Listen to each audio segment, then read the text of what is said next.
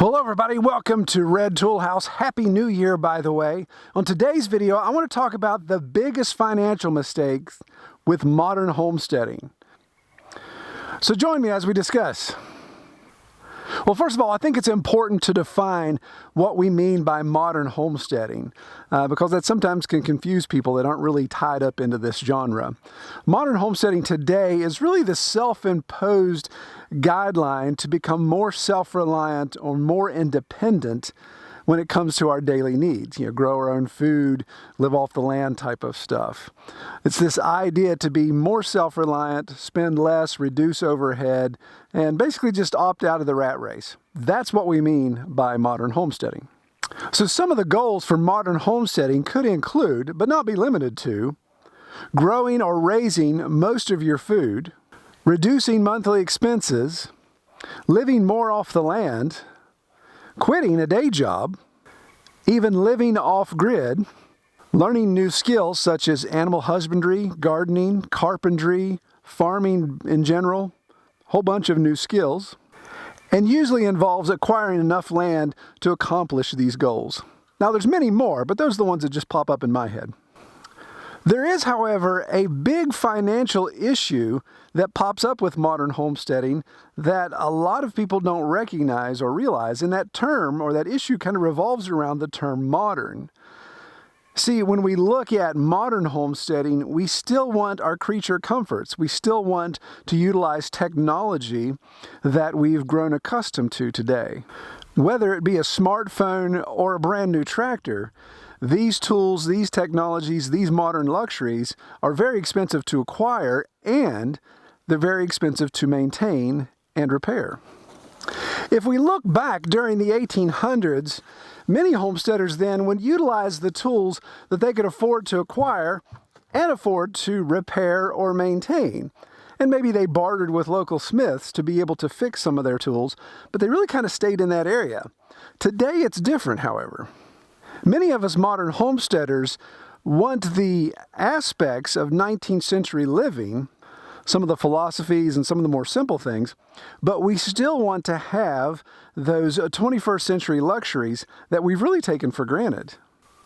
Some of the obvious may be electricity, whether it's off-grid or on-grid, running water, internet access, power equipment, the chainsaw versus the old bucksaw, central heat and air conditioning, and health insurance. So these luxury items and many more that I did not list have a very high acquisition cost or a regular monthly fee, but they also have a very high maintenance or repair cost associated. And I think maybe that's a problem that a lot of modern homesteaders really don't take into consideration to the depth that they should. So let's take my tractor as an example. So about 17 years ago, I bought this tractor brand new for $17,000. Granted, you're not going to find that anymore, but that was a considerable outlay of cash initially, and I even financed that for a couple years so I could obviously have the cash to get it. I was upgrading from a smaller tractor. I needed to have something to do the farm work we wanted to do. So even after that was paid off, though, I had to keep in the frame of mind that it's not free and clear. Even though I don't owe anybody anything for it, there's still maintenance costs, repair costs, all of those things to consider. So the obvious costs that I had to incur, or continue to incur, of course, is diesel fuel, oil for the motor to change the oil, hydraulic fluid when that needs to get changed or topped off on a regular basis, and of course, copious tubes of grease to keep all the moving parts lubricated and not wearing out. Those things aren't huge expenses, but they are things that I have to consider on a regular basis. So the unexpected costs with the tractor show up in repairs. And about 7 years ago, I stripped out the right front axle spindle because I was up on the hill doing too much heavy dirt work I shouldn't have tried to do. So it stripped it out, broke it down right in the field, and it was one of those deals. It was about $600 to repair, plus a couple weeks downtime, my labor, all those things, because it literally was sitting out in the field. So $600 in parts, and it's like, wow, I wasn't anticipating that. So that really drew some money out of the account that I wasn't expecting to come out. And right now, although it's not a huge expense, I'm dealing with a little issue with this aftermarket front left tire that I had to replace many, many years ago from the original. It's the same size technically as far as all of its specs go, but its sidewall profile is actually a little smaller, so I don't get a clean bead. So usually about once a year I have to take it to somebody, a professional, to be able to help me get a better bead seal on it.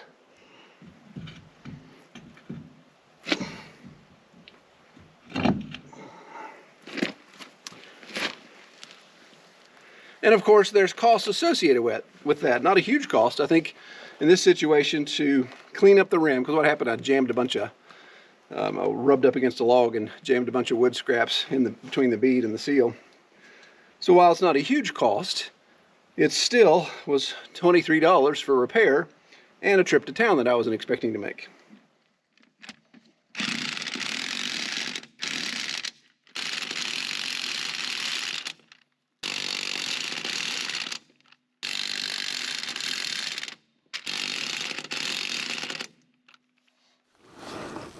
So what is your biggest maintenance expense or most expensive tool to acquire or maintain on your homestead? Comment below and let me know what your experience is. So speaking of tires, that's a perfect example on our farm, the number of tires that I have to maintain just to do what we want to do on the farm. So I've got the white trailer, which is a tandem axle, so that's 4 tires, and I just replaced those last year. That wasn't cheap. I've got the red trailer, who we just restored 2 years ago. So 2 replacement tires there and a spare. And then I've got the white trailer that I use to haul the hogs, the boars here on property. And those are really due for that. One of them have to put air in a tire on a regular basis. So they are due to be replaced. Just hasn't made it on the list yet. And then of course I've got the side-by-side, which, you know, those tires aren't cheap when they wear out, and I'm not doing it any favors by driving on this hard gravel and asphalt to and from the house to the barn to the animals every day. The tractor, you know, tractor tires on the front aren't too bad, but man, I don't look forward to the day. Hopefully I'll never have to replace the rear tires on the tractor. Some of those can last for decades, but rear tires for, you know, that size of tractor are pretty expensive, and the bigger the tractor, the more expensive they get. And then of course there's my pickup truck. It is a vital part of the farm as far as hauling feed and doing other things. So I just put new tires on it a couple years ago, actually 1 year ago.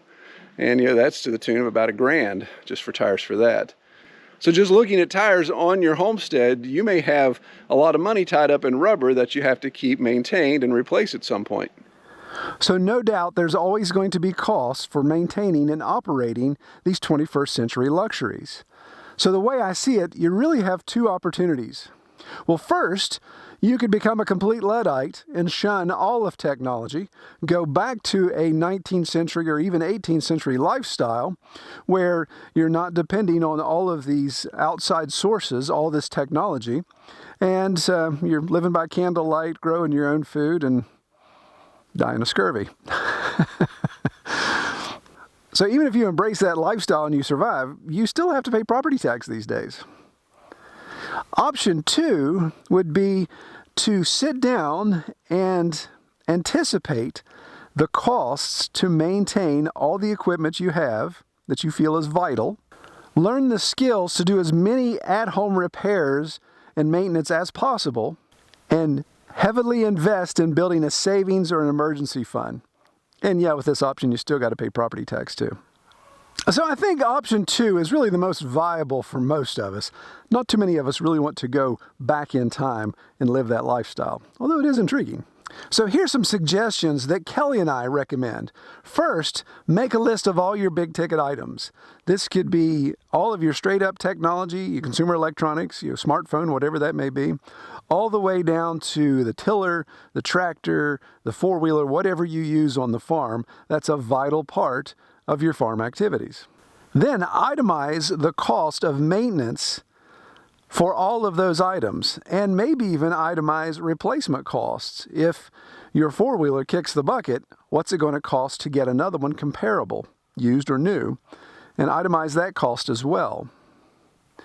Put a schedule together of required or necessary maintenance. If we're talking about a motor vehicle like a side-by-side or a four-wheeler, then figure out, okay, oil changes this often, tires are going to show up, we'll need new tires every so often, whatever those may be. Put that schedule together on a calendar so you can anticipate it as it comes up. Definitely save for the unexpected. Things break. Things always break on the farm. So save for that. Put money aside to replace and maybe look at those most important things first. Also, look at future spending. When looking at that next neat gadget you got to have for the farm, or even auditing those existing gadgets you have on the farm, what's really necessary? What's something that looks really cool and it's like a shiny object to a crow, but it may have a high repair cost, or it may just not last long. You may be throwing money down a rat hole when you could be putting that money towards something else that's going to last longer and fit better on your farm. So what about those of you that want to quit the day job and live full-time homesteading in your modern homesteading setup? I see that a lot. I see that's the goal for a lot of people, is to totally shun a day job to live fully off their farm. Well, while that may seem impossible to some, it is actually achievable. But the first thing you got to do is eliminate all debt. Everything. House payment, car payment, tractor payment, whatever you've got. Get rid of it all the credit cards. And then next, once you've eliminated all that debt, you need to take money and start saving that away. You got to have that contingency fund. Now, I'm no financial planner or accountant, but I know that the minimum is like 6 months worth of salary, your salary from your day job. Keep that in savings. That way that can get you through a dry spell. But if we're talking about really quitting your job and never going back to it, then 6 months isn't going to be enough. You're going to have to save up a lot, but at the same time, you're going to have to reduce your expenses. Now, that's the beauty of homesteading. Hopefully, raising your own food, living off the land, you're reducing your purchase expenses, but there's still going to be those things that you have to buy. I think you always have to have an opportunity, have a contingency to earn money somehow. Even if you quit the day job, there's something you can do, odd jobs, handyman work, other streams of income that are going to allow money to come in. If not, if there's $0 coming in, then it's all going to go out eventually, and you'd have to have a huge, huge nest egg to do that, if you're looking to live on the homestead for 20, 30, 40 years. If you find those sources of income, make sure you can diversify them as much as possible. Especially what we saw in the pandemic, that there's certain aspects of work that just came to a screeching halt. If that's what you're depending on for your livelihood to keep your entire homestead rolling, make sure there's some diversification there. I think if you look for opportunities to do handiwork, this will also allow you to hone your skills. Maybe there's some new skills you're learning, or fringe skills. You know how to do X, but you're not quite sure how to do this. If you can find somebody that'll hire you to do X, you can maybe explore those other options so you can build skills while you're earning an income. And the biggest thing, I can't preach this enough, is look for reciprocal income streams. Those are income streams that earn you money while you're sleeping. Things that are set and forget. Things that build. It could be anything from investments to online sales to advertising, whatever. If you want to know more about reciprocal income, comment below and let me know if that's worthy of a standalone video in detailing examples and how to get reciprocal income options started. It really doesn't fit into homesteading directly, but from a financial perspective for homesteaders, it may be a good fit. So this is something that I've really taken to heart, and on our farm we've identified 10 different income streams. And this isn't bragging, it's just simply a conscious effort over the years to put these things in place so there's more diversity in income. Now, I still have my day job. As most of you know, I have a marketing company that I'm a co-owner of, so I don't want to quit that. It's something that I own. But these 10 income streams are things that come straight off the farm and do not include the day job. Income stream number 1, animal flesh. So we sell pastured pork, we sell pastured broilers, and we sell chicken eggs. And then, of course, sometimes we sell live piglets, those type of things. So that, at different times of the year, produces a hefty little income stream. Has a lot of expense associated with it as well.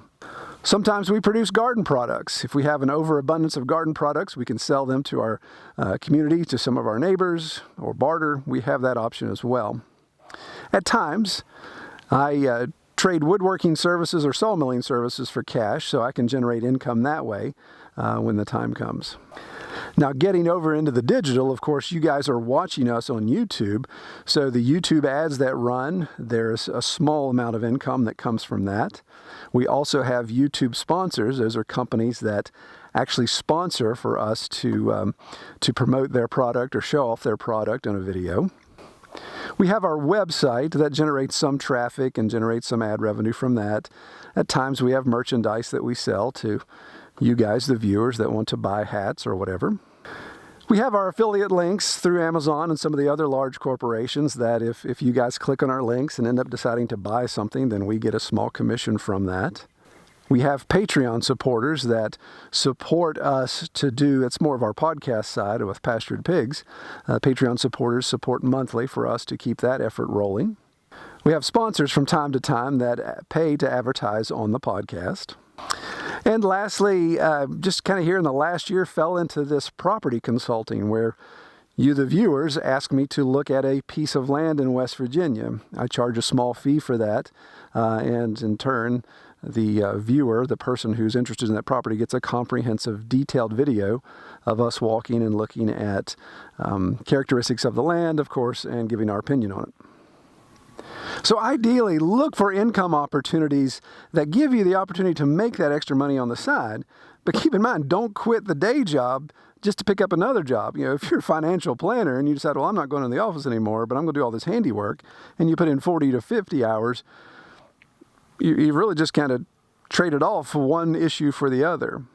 So look for that income that doesn't require you to be tied up all day, all week long. And if you've reduced your expenses, then maybe that income nut isn't as big that you have to crack each week. Look for ways to have your homestead work for you.